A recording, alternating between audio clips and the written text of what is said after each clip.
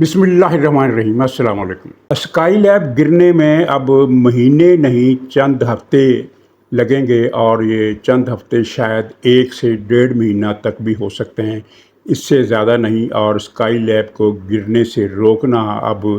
نہ پی ٹی آئی کے بس میں ہے، نہ امریکہ کے بس میں۔ یہ خبر ہوگی، اور پھر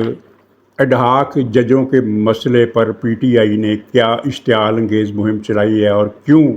اس خبر سے اس کے خیموں میں آگ لگ گئی ہے۔ اور عمران خان کو تھپڑ پڑنے کی جزوی کہانی تو آپ نے سن لی، لیکن پوری تصویر کیا ہے، اور اس سے یہ بھی پتہ چلتا ہے کہ یہ جو پی ٹی آئی والے میڈیا پرسن ٹی وی چینلز پر بیٹھے ہوئے لوگ اصرار کر کر کے بتاتے ہیں کہ عمران خان یوں کا تو ہے اور ڈٹا ہوا ہے، تو اس کی ایک ایسی اس تصویر کی ایک ایسی جھلک جو آپ کو صحیح رنگ دکھائے گی کہ عمران خان کی پوزیشن اس وقت کیا ہے، اور تھپڑ پڑنے سے پہلے عمران خان نے کیا کہا، اور اس کا جو نفسیاتی تجزیہ ہے وہ آپ از خود کر لیں گے، اس میں کچھ زیادہ مشکل کی بات نہیں ہے۔ ناظرین، مسلم لیگ نے جیسے کہ میں نے کہا کہ ایک حماقت کی تھی، اور اسے جو بھی ٹاسک دیا جاتا ہے اس کو یہ اتنے بھونڈے طریقے سے پورا کرنے کی کوشش کرتی ہے کہ اپنا مذاق اڑوا بیٹھتی ہے، اور بظاہر مسلم لیگ کا اچھا خاصا توا لگ رہا ہے جو اس نے کیا ہے۔ میں نے کہا تھا کہ انہوں نے پی ٹی آئی پر پابندی کا اعلان قبل از وقت کیا ہے، اور اس کا نتیجہ پھر یہ نکلا کہ کل اسحاق ڈار کو یہ کہنا پڑا کہ ابھی ہم نے اس بارے میں کوئی فیصلہ نہیں کیا، ابھی اتحادیوں سے مشاورت جاری ہے۔ تو ظاہر ہے اگر یہ پریس کانفرنس اتنی حماقت کے ساتھ نہ کرتے، وہ پوری پریس کانفرنس ہی اول سے لے کر آخر تک حماقت کا مظہر تھی، ایک صحیح ایجنڈا، صحیح بات جو کرنی تھی وہ جس طریقے سے کی گئی وہ افسوسناک ہے۔ اور خاص طور پر یہ اعلان کہ پی ٹی آئی پر پابندی لگانے کا فیصلہ کر لیا گیا ہے اتحادی جماعتوں سے مشورے کے بغیر ہی، اس کا اعلان مناسب نہیں تھا، لیکن میں آپ کو پھر یہ خبر دہرا دوں کہ پابندی لگے گی۔ اور یہ اسکائی لیب گرنا ہے، پی ٹی آئی کو خاص طور پر منیب فاروق کے ایک پروگرام پر بہت زیادہ ڈپریشن اور اشتعال کا دورہ پڑا ہوا ہے۔ اس پروگرام میں منیب فاروق نے یہ کہا کہ ریاست نے اور حکومت تو یہاں ظاہر ہے کسی کھاتے میں نہیں ہے اس وقت، لیکن ریاست نے یہ فیصلہ کیا ہے کہ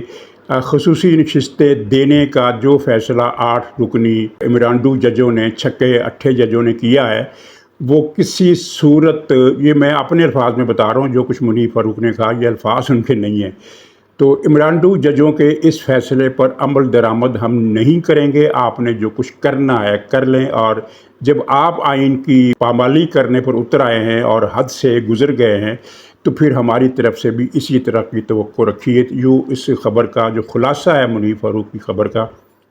میں نے اپنے الفاظ میں بیان کیا ہے، اور ظاہر ہے منیب فاروق ہوں یا کوئی اور میڈیا پرسن اس طرح کی بات اپنے بہاف پر کوئی نہیں کر سکتا۔ ظاہر ہے یہ خبر ان تک پہنچی، اور اس سگنل کے ساتھ پہنچی کہ اسے آپ چلا سکتے ہیں، اسے آپ بریک کر سکتے ہیں، تو اس کے بعد پھر یہ خبر نشر کی گئی، اور ایک واضح پیغام ہے کہ 8 ججوں نے جس طرح ایک حد کر دی ہے کہ آئین کی تمام دفعات کو رونتے ہوئے نیا آئین لکھا، آئین کو ری رائٹ کیا، اور ان کا جو پبلسٹی افسر ہے جسٹس منصور کا مبینہ پبلسٹی افسر حسنات ملک، اس نے کل پھر ایک بلاگ میں کہا کہ دراصل یہ جو فیصلہ ہے یہ جوڈیشل پیکج کا رستہ روکنے کے لیے کیا گیا۔ پیکج سے کیا مطلب؟ یعنی قاضی فائز عیسیٰ کو 3 سال کی جو توسیع ملنی ہے اس سے روکنے کے لیے یہ فیصلہ کیا گیا۔ گویا کہ پبلسٹی آفیسر یہ اعتراف کر رہا ہے، یہ انکشاف کر رہا ہے کہ اس فیصلے کا آئین اور قانون سے کوئی تعلق نہیں، یہ عدلیہ کا ایک نظریہ ضرورت ہے۔ منصور منیب اینڈ کمپنی نے ایک نظریہ ضرورت بنایا۔ ظاہر ہے اس سے سب سے زیادہ جو افیکٹو تھا وہ منصور تھا، کیونکہ اس نے اکتوبر میں بننا تھا چیف جسٹس، لیکن اس مبینہ عدالتی پیکج جو ابھی جس کے خد و خال بھی حکومت نے بیان نہیں کیے بلکہ کسی حد تک تردید کی ہے، اس کے نتیجے میں اس کی جو چیف شپ تھی وہ 3 سال آگے چلی جانی تھی، اور اس چیز کو روکنے کے لیے یہ منصور نے منیب کے ساتھ مل کر اور دوسرے ججوں کو رغلا کر ان کو اپنے ساتھ ملایا، اور یہ فیصلہ دیا کہ پی ٹی آئی کو سیٹیں واپس کر دی، جبکہ پی ٹی آئی نے سیٹیں مانگی نہیں تھی، سیٹیں مانگی تھی سنی کونسل نے، اور وہ بھی اسے आइन और कानून के तहत नहीं मिल सकती थी। दो टोक अल्फाज में लिखा हुआ है आइन के अंदर, इलेक्शन कवानीन के अंदर हर जगह ये लिखा हुआ है कि आज़ाद उम्मीदवार जो है, यानी कोई ऐसी पार्टी जिसका कोई उम्मीदवार इलेक्शन में मुंतखब ना हुआ हो, उस पार्टी को पार्लिमानी पार्टी नहीं माना जाएगा और कोई भी मेंबर उसमें शामिल हो जाएगा तो उससे वो पार्टी उन मराहत की मुस्तहक नहीं बनेगी जो कि आइन के तहत दी जाती हैं। इसके बावजूद इन्होंने आइन री राइट किया और अब ये री राइटिंग इनके गले का फंदा बनने वाली है। स्काई लैब गिरेगा तो इन पर भी गिरेगा और पीटीआई पर भी गिरेगा। पीटीआई पर पाबंदी का फैसला अटल है, वो लगेगी। और ये जो हमारे एक दानश्वर गुल मचा रहे हैं कि पीटीआई पर पाबंदी लगी तो तूफ़ान उठेगा और पता नहीं क्या क़यामत बर्पा हो जाएगी और मुल्क के गली कूचे आग और खून का समुंदर गलियों में उमड़ आएगा, तो इनकी बातों में 1% भी हकीकत नहीं है। अब पीटीआई जो है इससे आगे बढ़कर एक वकीलों की तहरीक चलाने का फ़ैसला कर चुकी है। इस तहरीक का अंजाम क्या होगा वो मैं 2 लफ्ज़ों में बयान कर देता हूँ, और वो है पंजाबी के लफ्ज़ खेत सवा। तो ये खेत सवा यानी पीटीआई की तहरीक का होगा, लेकिन पीटीआई ने एडहाक जजों के इशू पर एक गंदी मुहिम चलाने की हदायत अपने कारकुनों को जारी कर दी है। एडहाक जजों का किस्सा ये है कि चीफ जस्टिस काजी फाइज ईसा ने सुप्रीम कोर्ट में ज़ेर इल्तवा मुकदमात की बहुत ज़्यादा तादाद के बाद ये फ़ैसला किया है कि 4 जज एडहाक रखे जाएँ ताकि वो इन केसेस को निपटाएं। अब पीटीआई इस पर ये तासुर दे रही है कि दरअसल ये जो रिव्यू पिटीशन है इसमें सीटें रोकने का हुकूमत ने मनसूबा बनाया है। ये बददियानती की इंतहा है कि रिव्यू पिटीशन वही बेंच सुनता है जिसने असल फैसला दिया था, यानी ये बेंच 13 रुकनी फुल कोर्ट बेंच जो बना था, रिव्यू पिटीशन भी वही सुनेगा। इसके अलावा इसमें किसी और जज की शमूलियत मुमकिन ही नहीं है। तो इसका 4 एडहाक जजों का, जिनमें से 4 में से 2 ने तो इनकार कर दिया है और जस्टिस मुशीर आलम ने इनकार कर दिया और जस्टिस बाकर नजफी ने इनकार किया है, जबकि जस्टिस तारिक मसूद और मजहर मियाँ खेल ये एडहाक जज बनने पर राज़ी हो गए हैं। तो इनका इस रिव्यू पिटीशन के मामले से कोई ताल्लुक़ ही नहीं है। और वैसे भी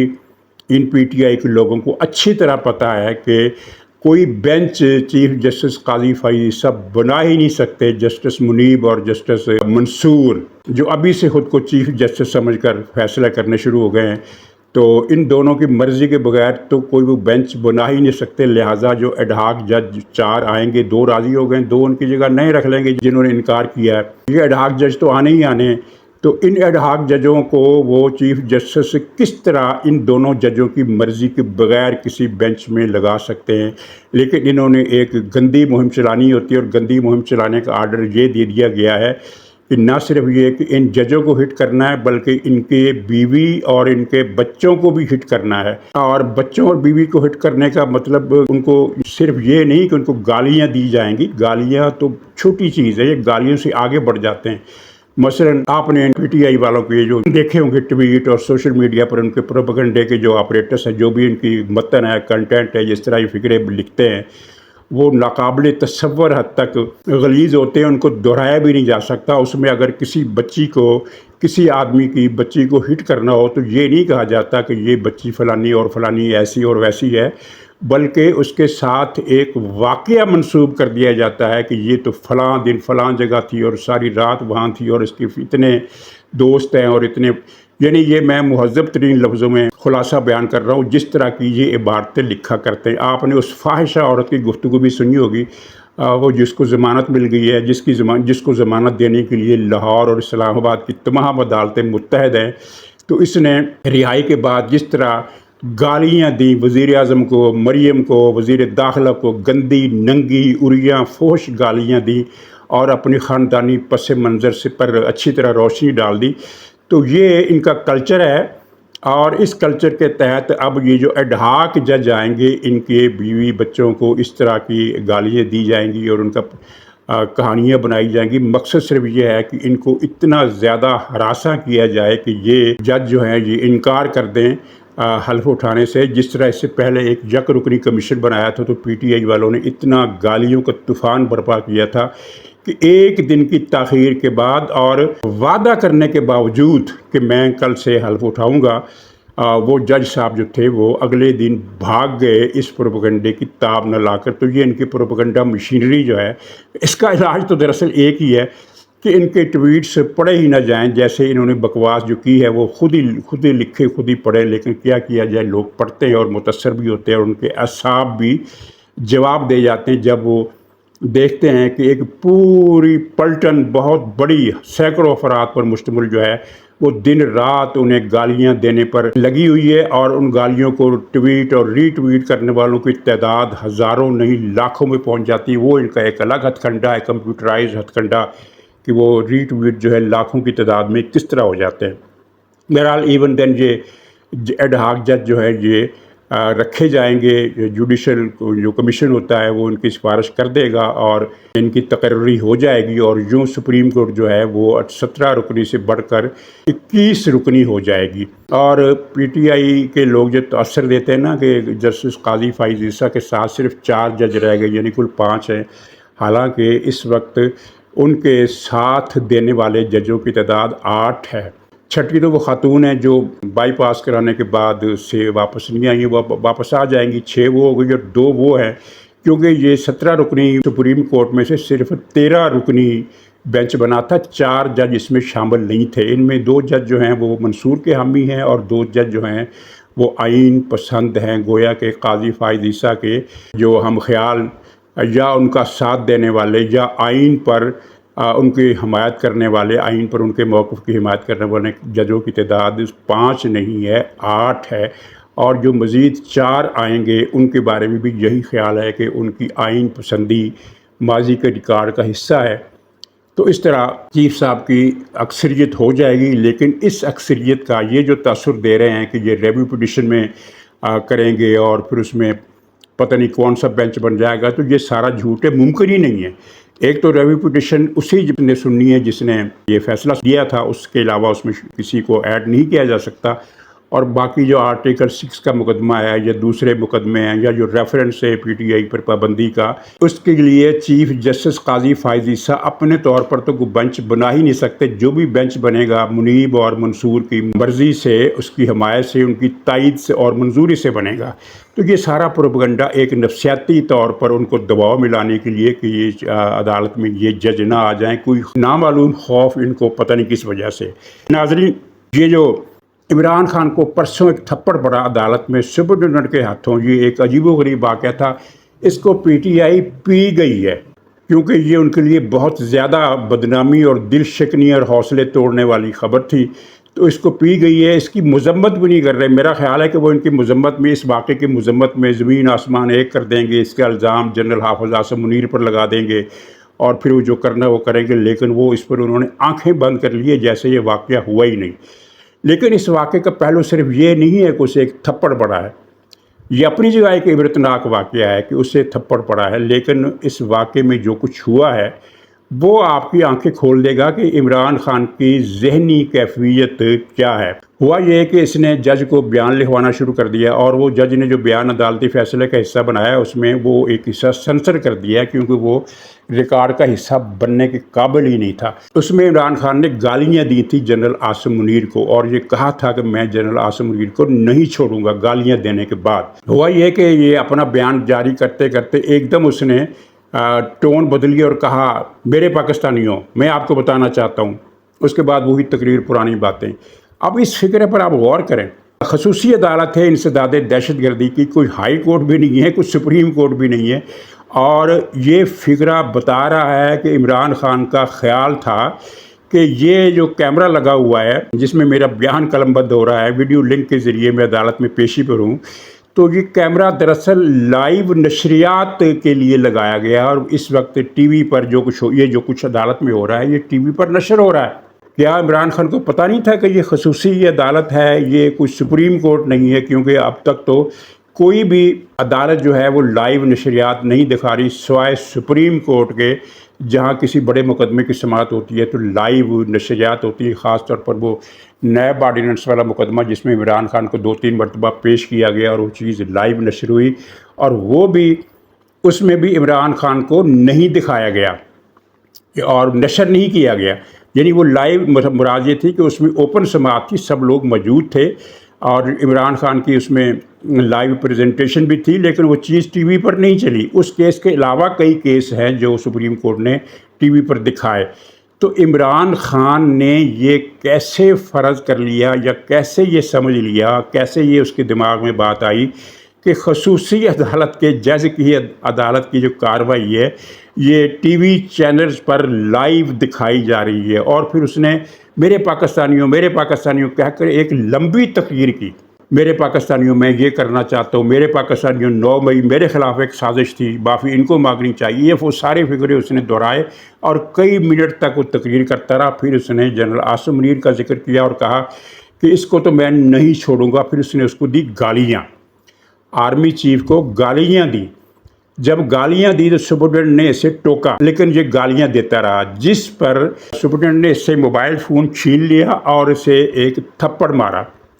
اور 2 روایات ہیں، ایک روایت یہ ہے کہ تھپڑ مارا، ایک روایت یہ ہے کہ ہاتھ سے اس کو یوں کیا، اس کے ساتھ ہی کہا کہ بکواس بند کرو۔ پہلے اس نے کہا کہ بکواس بند کرو، عمران خان نے بکواس جاری رکھی، تو پھر اس نے اسے یوں کیا۔ تو اس سے یوں کرنے کو کچھ لوگ کہتے ہیں کہ یہ تھپڑ تھا، یعنی یوں کیا ہوگا، یعنی ایسے کیا تو تھپڑ لگ گیا۔ تو کچھ کہتے ہیں کہ نہیں، تھپڑ نہیں، اس نے اس کو دھکا دیا، دھکیلا کہ پرے ہو جا، دفع ہو جا، بکواس بند کر، یہ اس نے کہا، بکواس بند کر۔ تو تھپڑ پڑنا اور سپرڈنٹ سے یہ سننا کہ بکواس بند کر، یہ اپنی جگہ ایک عبرتناک واقعہ ہے جس نے عمران خان کے اعصاب جو ہے یقیناً ہلا دیے ہوں گے، اور اس کو تو یہ توقع نہیں تھی کہ سپرڈنٹ مجھے کہے گا بکواس نہیں کرو، بکواس بند کرو، اور پھر تھپڑ مار دے گا اور مجھ سے موبائل بھی چھین لے گا، یہ اس کو توقع نہیں تھی۔ لیکن میرے لیے یہ سارا واقعہ اپنی جگہ ایک عبرتناک واقعہ ہے، لیکن میں جو پوائنٹ اٹھا رہا ہوں وہ یہ ہے کہ اس نے میرے پاکستانیوں کہہ کر جو خطاب کیا، تو کیا اس کا دماغ چل گیا تھا؟ وہ یہ سمجھ رہا تھا کہ پبلک مجھے سن رہی ہے، ٹی وی پر یہ لائیو نشریات چل رہی ہیں، اور میں یوٹیوب پر بیٹھا ہوں اور میرے پاکستانیوں۔ تو جناب اب اس سے آپ اندازہ لگا لیں کہ یہ جو اس نے کہا ہے کہ پی ٹی آئی والے جو یہ کہتے ہیں کہ جیل میں ڈٹ کے کھڑا ہے کپتان، تو یہ ڈٹ کے کھڑے ہونے کی کیفیت آپ اس سے اندازہ لگا لیں، اور مزید کچھ کہنے کی ضرورت نہیں ہے، نفسیاتی تجزیہ آپ خود کر سکتے ہیں۔ اچھا، اب امریکہ نے ایک بیان دیا جس پر یہ بڑے جشن منا رہے ہیں، اور جس امریکہ سے یہ آزادی لینے کی بات کرتے ہیں، اور جس کے امریکہ پر یہ الزام لگاتے ہیں کہ اس نے ساری سازش کی اور حکومت کا تختہ الٹا، اسی امریکہ کی مداخلت پر یہ خوش ہو رہے ہیں اور اسے غیبی مدد کہہ رہے ہیں۔ امریکہ نے کہا کہ ہمیں ان اطلاعات پر تشویش ہے کہ پی ٹی آئی پر پابندی لگائی جائے گی، ہم اس معاملے پر نظر رکھیں گے اور یہ انسانی حقوق کی خلاف ورزی ہوگی۔ یہ ان کا بنیادی جو خلاصہ ہے 3 سطروں میں وہ یہ ہے۔ تو پہلے تو خیر بات یہ ہے کہ انسانی حقوق کی خلاف ورزی کی بات تو امریکہ نے کمال کر دی۔ غزہ میں ہر روز 500 بچے، افراد، بڑے بوڑھے، عورتیں قتل کیے جا رہے ہیں۔ کیا ان 500 کے کوئی انسانی حقوق نہیں ہیں؟ امریکہ تو یہ بات ماننے کے لیے تیار ہی نہیں ہے کہ 50,000 کے قریب جو لوگ مارے گئے ہیں وہ نسل کشی کے ضمن میں آتے ہیں کہ نہیں آتے۔ وہ تو کہتے ہیں وہاں نا انسانی حقوق کی خلاف ورزی ہوئی ہے، یعنی لاشوں سے بھر گیا ہے غزہ، لاشوں سے بھر گیا ہے غزہ میں۔ کسی بھی جگہ آپ کدال سے مٹی کھودیں، آپ کو وہاں لاشیں دفن نظر آئیں گی جو حالیہ جنگ میں لوگ مرتے ہیں اور اجتماعی قبروں میں وہ دفن کر دیتے ہیں، وہاں قبر کے لیے بھی جگہ نہیں ہے، اور امریکہ کے لیے انسانی حقوق۔ اور یہاں پی ٹی آئی پر پابندی، وہ جماعت جس نے 9 مئی کیا اور جس کے ناقابل تردید شواہد ان کے پاس موجود ہیں، اور ایسے شواہد بھی ہیں جو ابھی میڈ پبلک نہیں کیے گئے کیونکہ مسلط کے خلاف ہیں، اس پر پابندی لگانا امریکہ کے لیے ایک انسانی حقوق کا مسئلہ ہے، اور اس پر اس نے تشویش اظہار کی ہے۔ تو خیر اس بحث سے قطع نظر سوال یہ پیدا ہوتا ہے کہ امریکہ نے اب جب کہ عمران خان کو اپنا اثاثہ مان لیا ہے تو وہ اس اثاثے کو بچانے کے لیے کتنا آگے جائے گا اور اس کی تشویش کیا رنگ لائے گی۔ تو اس میں باریکیوں میں جائے بغیر ایک پوائنٹ صرف آپ ذہن میں رکھیے، اور وہ یہ ہے کہ امریکہ کو اچھی طرح پتہ ہے کہ اس نے اگر پاکستان پر ایک حد سے زیادہ دباؤ ڈالا تو پاکستان چین کا مکمل اتحادی بن جائے گا۔ ابھی تک پاکستان چین کا مکمل اتحادی نہیں بنا ہے، چاہے ہم لاکھ کہیں کہ ہماری دوستی ایسی ہے اور ہماری دوستی ویسی ہے، اور بے شک سی پیک جو ہے اس کی بڑی اسٹریٹجک پوزیشن ہے، لیکن اگر امریکہ نے ایک حد سے آگے بڑھایا تو پاکستان چین کا مکمل اتحادی بن جائے گا اور چین پاکستان کو مکمل اتحادی بنا لے گا، اور پھر امریکی مفادات کو جو نقصان پہنچے گا اس کا ذمہ دار کیا ہوگا؟ اب امریکہ پاکستان پر حملہ کرنے سے تو رہا، امریکہ اتنا بڑا نقصان افورڈ نہیں کر سکتا۔ یہی وجہ ہے کہ پاکستان کا IMF کا پیکج ہر سال ان خبروں سے شروع ہوتا ہے کہ اس مرتبہ مشکل ہے، اس مرتبہ IMF پیکج نہیں دے گا، اس نے بڑی کڑی شرطیں لگا دی ہیں، اس کی نیت خراب ہو گئی ہے، امریکی دفتر خارجہ یہ کہہ رہا ہے۔ لیکن جب وہ ٹائم شیڈول قریب آنے لگتا ہے تو پتہ چلتا ہے کہ IMF کا قرضہ منظور ہو گیا ہے، اگرچہ اس کے لیے ظاہر پاکستان کو کچھ قربانی بھی دینی پڑتی ہے اور بڑی بھاری قربانی، لیکن وہ قرض بہرحال منظور ہو جاتا ہے اور عمران خان کی ساری لابینگ دھری کی دھری رہ جاتی ہے۔ تو چنانچہ یہ بات آپ نوٹ کر لیں کہ پابندی تو لگ کر رہے گی، امریکہ تشویش ظاہر کرتا رہے گا اور تشویش ظاہر کرتے کرتے ہی پابندی لگ جائے گی، اور معاملات جو ہیں اسکائی لیب کا ملبہ جب گرے گا تو اس ملبے کے گرنے کے نتیجے میں جو کچھ ہونا ہے وہ ہو جائے گا، اور امریکہ اس کے بعد بھی اپنی تشویش جاری رکھے گا، اور تشویش کا اظہار جاری رکھنے کے علاوہ امریکہ پاکستان کے خلاف کچھ بھی نہیں کر سکے گا۔ اور اب PTI کی طرف سے تحریک چلانے کی باتیں ہو رہی ہیں، تو میں پھر اپنا فکر وہ دہراؤں گا کہ ان سے تحریک کیا چلے گی؟ کھیت سوا چلے گی، جیسے اب تک یہ 2 سالوں میں انہوں نے کچھ درجنوں مرتبہ تحریک چلانے کے الٹیمیٹم دیے ہیں، کوئی ایک مرتبہ تو نہیں۔ آپ کو یاد ہوگا پچھلے رمضان میں بھی انہوں نے کہا تھا کہ اس رمضان کے بعد ہم تحریک شروع کر رہے ہیں، اور فیصلہ کن تحریک ہوگی، اور بس ڈنکے بجا دیں گے اور پبلک نکل آئے گی سڑکوں پر، گلی کوچوں میں فیصلہ ہوگا، میدانوں میں فیصلہ ہوگا۔ پھر آپ نے دیکھا کہ میدانوں میں کوئی نہیں نکلا، اور عدلیہ چونکہ اب تمام حدود کراس کر چکی ہے اور وہ کھل کر عمران خان کی محبت میں عمرانڈو پن کی انتہا کو عبور کر چکی ہے، تو اب وہ یہ شکوہ نہیں کر سکتی کہ ہمارے خلاف ماورائے آئین اقدامات ہوئے ہیں اور اقدامات ہونے ہیں، اور یہ اقدامات اب مہینوں کی بات نہیں ہے، اب یہ بہت شارٹ پیریڈ ہے، کیونکہ مسئلہ پاکستان کو بچانے کا ہے۔ TTP نے عمران خان کو بچانے کے لیے دہشت گردی کی وارداتیں بڑھا دی ہیں۔ بنو جو PTI کا گڑھ ہے وہاں 10 جوان شہید ہوئے ہیں، 8 جوان شہید ہوئے ہیں پاکستانی فوج کی، انہوں نے چھاؤنی پر حملہ کیا، اور بات ذہن میں رکھیے کہ چھاؤنی پر حملہ اتنا آسان نہیں ہوتا۔ اس کا مطلب یہ ہے کہ حکومت کے اندر یا اداروں کے اندر یا نظام کے اندر TTP کی پشت پناہی کی جا رہی ہے، اتنی آسانی سے کینٹ ایریا پر حملہ نہیں ہوا کرتا۔ پھر ایک دوسری واردات ہوئی ڈیرہ غازی خان میں، جہاں بھی 4-5 سرکاری ملازم شہید کر دیے گئے ہیں۔ تو اس کا مطلب یہ ہے کہ TTP کو بھی اندازہ ہو گیا ہے کہ ان کا جو گاڈ فادر ہے عمران خان، اب اس کی زندگی کے مشکل ترین دن آ چکے ہیں، تو ہمیں بھی اپنا پورا زور لگا دینا چاہیے۔ تو ناظرین اجازت دیجیے، انشاءاللہ اگلے بلاگ میں پھر حاضری ہوگی، تب تک کے لیے خدا حافظ۔